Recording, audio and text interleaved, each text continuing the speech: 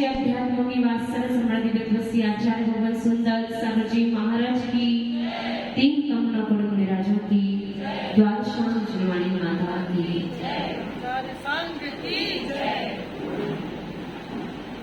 आपका विशेष जो कि कर्म सिद्धांत है, जिसमें आप बहुत आगे तक बढ़ चुके हैं।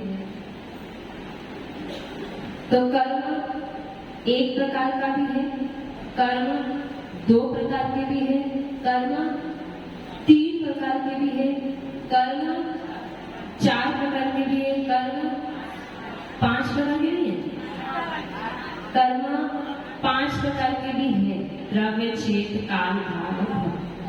और कर्म 8 प्रकार के भी है, और कर्म के 148 और 168 की और असंख्यात लोक प्रमाण भेद है, जिसमें ज्ञानावर्णी कर्म मूल कर्म पे आएंगे तो ज्ञानावर्णी कर्म में उसके कितने भेद है? कितने? पेपर आने वाला है नजदीक, हो गया ये तो हो गया, दूसरा आएगा तो उसमें से भी मिलेगा ना नंबर, इसमें से भी आ सकता है ना क्वेश्चन, नहीं आएंगे मना कर दिया, कितना आएगा? बेटी हुई बस आ सकता है, गुरुदेव कह रहे फिर आ सकता है। जब प्रिंसिपल ने कह दिया कि तो टीचर की चलती नहीं है, तो ज्ञानावर्णी कर्म, उस ज्ञानावर्णी कर्म के कितने भेद थे? 5। मति ज्ञानावर्णी बोलो, मना पर ज्ञानावर्णी और केवल ज्ञानावर्णी। तो पुनीत जी बताएंगे मना परे ज्ञानावर्णी, मना परे ज्ञानावर्णी जो कर्म है, मना परे ज्ञानावर्णी जो कर्म है उस पर आवरण है किसका?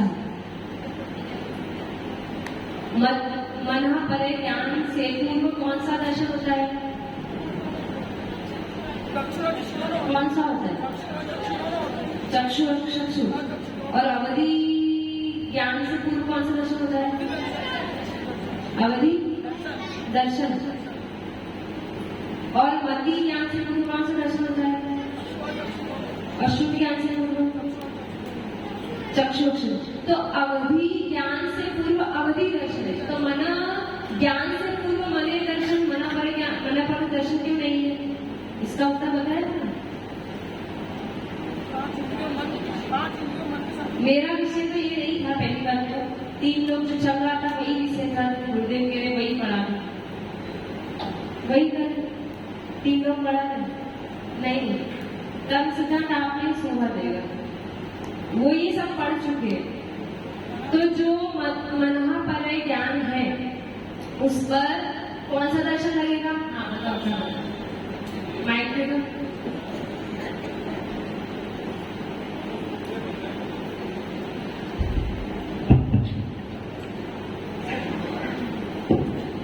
नमस्ते गुरुदेव, वंदन माता जी। मन पर्याय ज्ञान इंद्रियों के माध्यम से ना होकर आत्मा के माध्यम से होता है, इसलिए चक्षु नहीं लगेगा, आत्मा के माध्यम से होता है।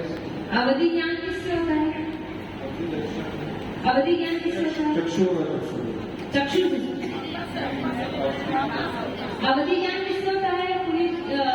रमेश भैया, अवधि ज्ञान मना परे ज्ञान मैंने बता दिया कि आत्मा से होता है, तो अवधि ज्ञान किससे होता है? इंद्रियों से बोलो, अवधि दर्शन से होता है। अवधि ज्ञान से पूर्व अवधि दर्शन होता है। तो मैंने ये पूछा है कि मनहा परे ज्ञान जो है वो मनहा परे ज्ञान इन्होंने बताया कि आत्मा से होता है, तो अवधि ज्ञान किससे होता है? आत्मा से ही होता है। अवधि ज्ञान भी आत्मा से ही होता है, इंद्रियों से नहीं होता है। लेकिन अवधि ज्ञान के पूर्व, आपने अच्छे से पढ़ा था, दर्शन के बाद ज्ञान होगा, फिक्स है, दर्शन होगा उसके बाद ही ज्ञान होगा। किसको? आप सभी को, हमको नहीं। सभी समस्त जो जीव है उनको 12वें गुण स्थान तक के जीवों को पहले दर्शन दर्शन होगा, उसके बाद ही ज्ञान होगा। भूल गए हो, मतलब पेपर में नहीं आना तो रिवाइज भी नहीं करना, ऐसा है। हम चले जाएंगे उसके बाद तो सब हो ही नहीं गया, सारा वेद नहीं गया। तो बात कहाँ चल रही थी कि अवधि ज्ञान, ज्ञान दर्शन के बाद ज्ञान। तो जो अवधि ज्ञान है, उस अवधि ज्ञान के पहले अवधि दर्शन। तो मनः परे ज्ञान से पहले अमित जी कहाँ है ध्यान, बताओ। मनः परे ज्ञान से पहले ध्यान नहीं है। मनः परे ज्ञान से पहले भी दर्शन होगा, अनिवार्य है, क्योंकि मति ज्ञान, शुद्ध ज्ञान, अवधि ज्ञान और मनः परे ज्ञान, ये जो चार ज्ञान है कैसे है? अजशी पढ़ा रहे आपको भावों का वर्णन। ये चार ज्ञान शमशमिक है, और शमशमिक भाव कहाँ तक है? 12वें गुणस्थान तक शमशमिक भाव है। छदमस्त जीवों के पहले दर्शन, उसके बाद ज्ञान। तो मनः परे ज्ञान किसको है? मुनिराजों को ही होता है, सब मुनिराजों को होता है। रवीश जी किसको होता है? खड़े हो जाओ। मनः परे ज्ञान किसको होता है?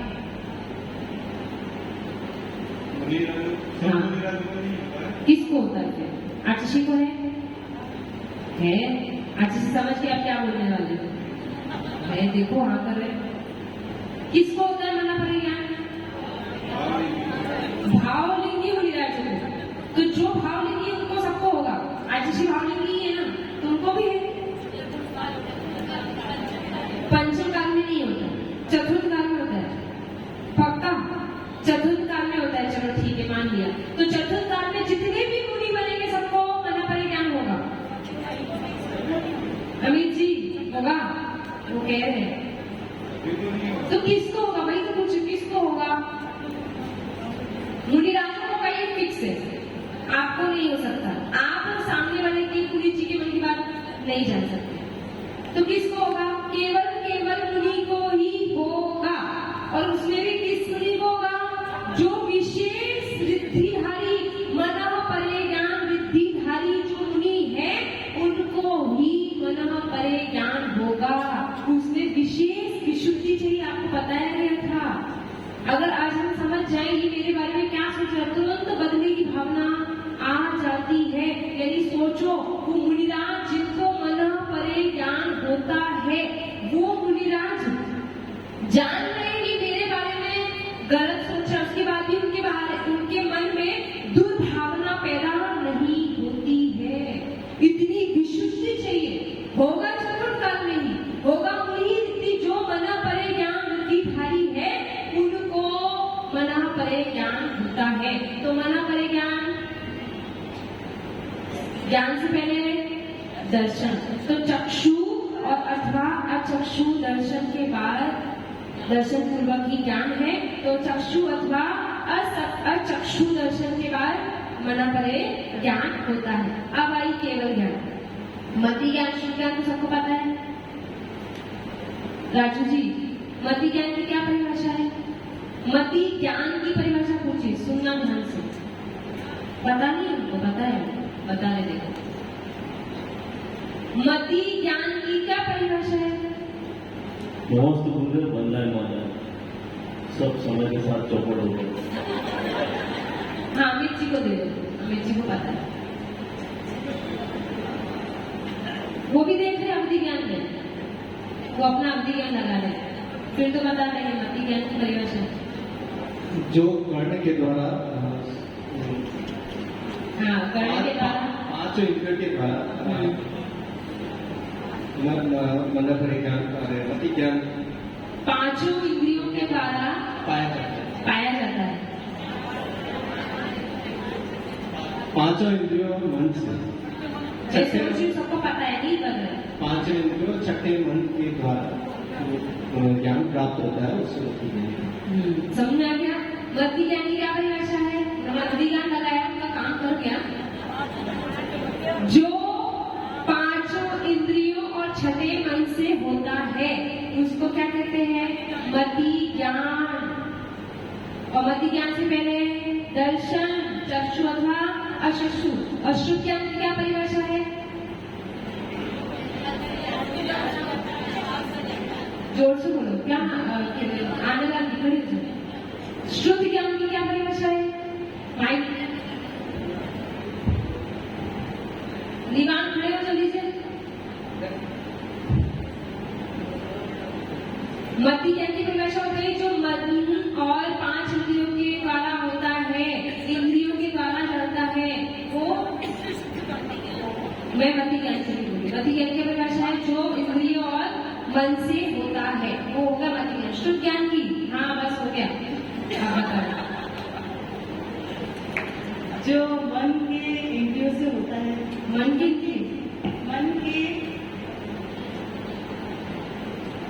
जो मति ज्ञान के बाद जो शुद्ध ज्ञान यानी जिसमें विशेष जानने की इच्छा हो रही है, मैंने जान लिया। ये कौन है? आनंद आंटी, आनंद भाभी। ये कौन है? आनंद भाभी। अब इनके बारे में विशेष जानना, ये पवन जी की पुत्री है, इनके पति देव डॉक्टर विनय जी, ये सब क्या हो गया? शुद्ध ज्ञान।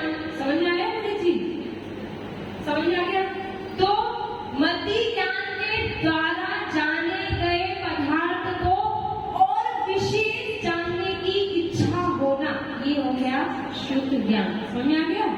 और अवधि ज्ञान की जो ज्ञान आत्मा से होता है, ना इंद्रियों से ना मन से, जो ज्ञान आत्मा से होता है, जो ज्ञान मात्र रूपी पदार्थ को जानता है। 6 द्रव्य होते हैं, 6 द्रव्य होते हैं। किसको पता है 6 द्रव्यों के नाम? सबको पता है? जीव, पुद्गल, धर्म, अधर्म, आकाश और काल। जीव क्या है? रूपी है, अरूपी है? रूपी का अर्थ क्या समझते हो? रूपी यानी जो दिखता है, और जो नहीं दिखता वो रूपी नहीं है।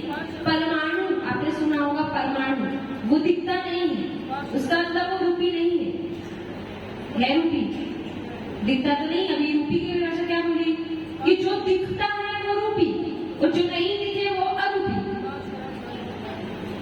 पुनीत जी, रूपी यानी पुद्गल, परमाणु क्या है? पुद्गल, ठीक है। परमाणु क्या है? पुद्गल है, वो हमें दिखता है, तो फिर क्या होगा? अरूपी हुआ है तो पुद्गल। हमें अपनी आंखों से रूपी का जो दिखता है और अरूपी का जो नहीं दिखता है। इसका मतलब जो दिख रहा है वो तो पुद्गल और जो नहीं दिख रहा है वो कुछ और पुद्गल ही है। परमाणु दिखता है, आपको पता परमाणु की परिभाषा क्या है? परमाणु की परिभाषा क्या है? जिसका ना तो आदि है, ना मध्य है, ना अंत है। जो आदि, मध्य और अंत से रहित है वो है परमाणु। जो हमें अपनी आंखों से नहीं दिखता है, उसके बाद भी वो पुद्गल है। पुद्गल के 2 भेद किए, अणु और स्कंद। वो पुद्गल है और ये पुद्गल विषय किसका है? अवधि ज्ञानी का ही विषय है पुद्गल। जीव द्रव्य अमूर्तिक है, दिखता नहीं है। आत्मा दिखी किसी को? साइंटिस्ट जो है उन्होंने बहुत सारे एक्सपेरिमेंट किए थे। उन्होंने एक कांच का लिया और उसमें एक इंसान को रख दिया और उसको उसके अंदर मार दिया और बिल्कुल भी छेद नहीं था। उन्होंने पकड़ना चाहा आत्मा को, पकड़ पाए क्या? नहीं पकड़ सकते। आत्मा अमूर्तिक है। पुद्गल क्या है? जिसमें स्पर्श, रस, गंध, गुण पाए जाते हैं वो है पुद्गल। समझ में आ रहा है सबको? नहीं आ रहा है? क्लास समझ आ रही है? तो जीव कौन? जिसमें पुद्गल यानी जिसमें स्पर्श रस गंध गुण पाया नहीं जाता, यानी जीव क्या है? अमूर्तिक है।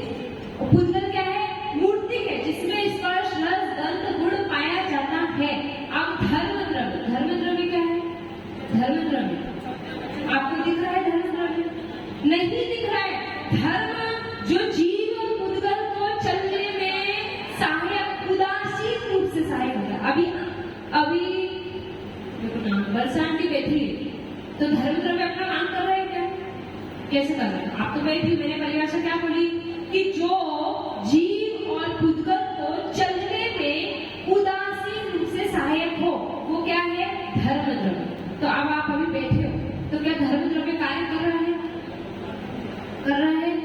नहीं कर रहा है, अधर्म द्रव्य कर रहा है बैठने में, कि आप हाथ हिलाने में कैसे चिल्ला रहे हैं? धर्म द्रव्य जो जीव और पुद्गल को चलने में सहायक उदासीन रूप से, आप बैठे हो, रमेश जी बैठे हैं, तुमको जबरदस्ती उठाएगा क्या कि उठो और चलो?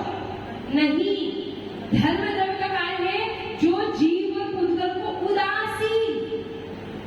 आप लोग यहाँ पर क्लास में आए हो, अपनी इच्छा से आए हो, या हमने जबरदस्ती अनाउंस कराया, समय हो गया, आइए आइए क्लास में आइए, ऐसा बोला क्या? आप अपनी इच्छा से आए ना? वैसे ही ये धर्म द्रव्य अधर्म द्रव्य ये अपने उदासीन कार्य करते हैं, ये जबरदस्ती नहीं करते हैं।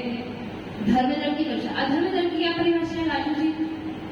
अभी बताई मैंने। धर्म द्रव्य की क्या बताई? जो जीव, हाँ दो माइंड में अच्छी एक्सरसाइज होती है, खड़े उठो बैठो, जो जीव जी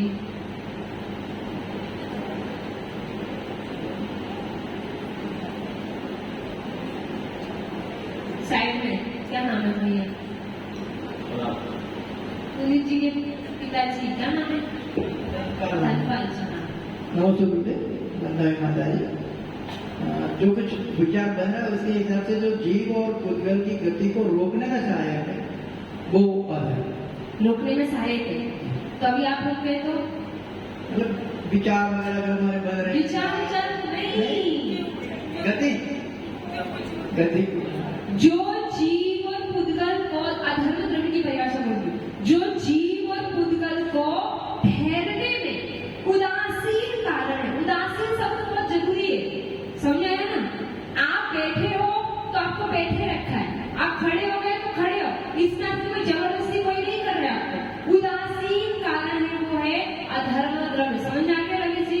परिभाषा समझ आ गई? और आकाश द्रव्य का क्या कारण है? अवगाहन देना। आकाश द्रव्य क्या है? जो जीव और पुद्गल आदि समस्त द्रव्यों को अवगाहन देता है। आप यहाँ बैठे हो, किसकी जगह बैठे हो? आकाश द्रव्य। फिर काल, जो वर्तना लक्षण है, यानी जो समय, व्यवहार, निश्चय, घंटा, घड़ी आदि। तो इनमें 6 द्रव्यों में मात्र एक पुद्गल द्रव्य ही है, वही रूपी है। और ये विषय किसका है? अवधि ज्ञानी और मन परे ज्ञानी का ये विषय है। समझ में आ गया? आ गया? अब केवल ज्ञान, केवल ज्ञान की क्या परिभाषा है अमित जी? नहीं पता। हाँ, पीछे क्या नाम है आपका? हाँ, खड़ी हो जाइए, नाम तो बता दो। गरिमा। हाँ,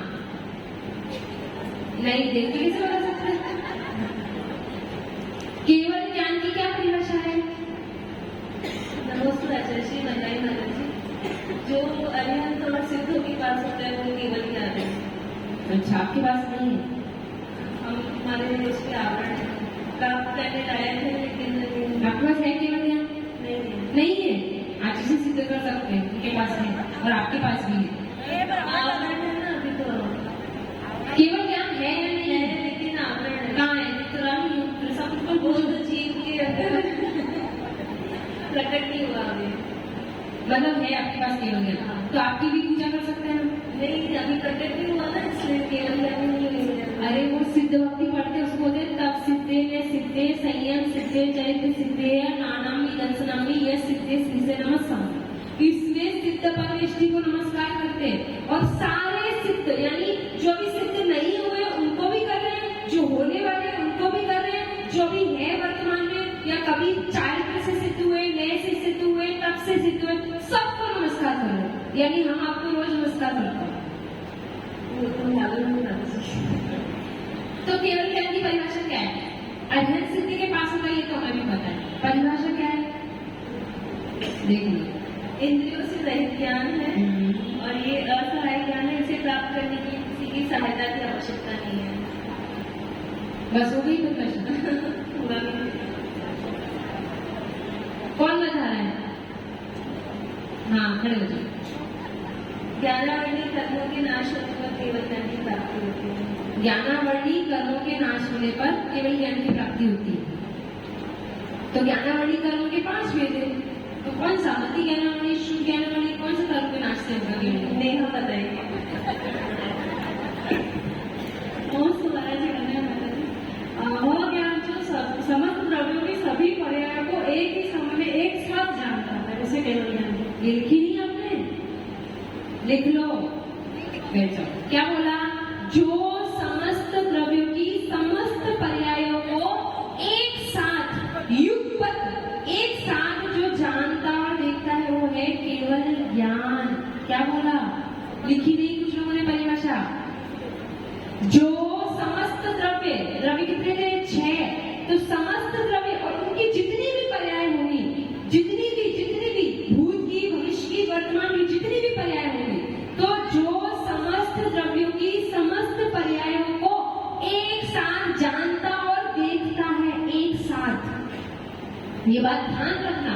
मैंने अभी बोला था छद्मस्त है वो दर्शन के बाद ज्ञान होता है, लेकिन केवल ज्ञानी एक साथ जानते और देखते हैं।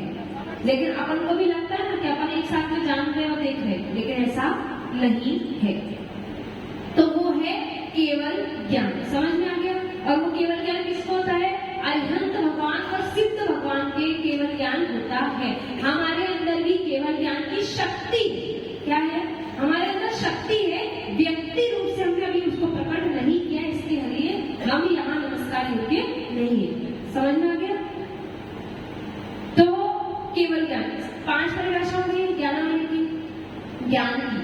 तो जो मति ज्ञान है, जो मति ज्ञान की परिभाषा है, उस मति ज्ञान पे जो आवरण डाले वो मति ज्ञानावली।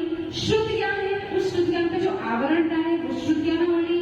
और अवधि ज्ञानावली, अवधि ज्ञान पे जो आवरण डाले वो अवधि ज्ञानावली। और मना परिज्ञान, जो मना परिज्ञान पे आवरण डाले मनगढ़। और केवल ज्ञान जो उस पे आवरण डाले वो केवल ज्ञानावली कर्म। इस प्रकार ये ज्ञानावली कर्म के 5 भेद हो गए, जो आपने रिवीजन नहीं किए हैं। आपको ऐसा लगता है वो पेपर में नहीं आएंगे, लेकिन हर पल हर क्षण आपके जीवन में वो उतर रहे हैं और आप उसका चिंतन करेंगे तो आपको हमेशा याद रहेंगे।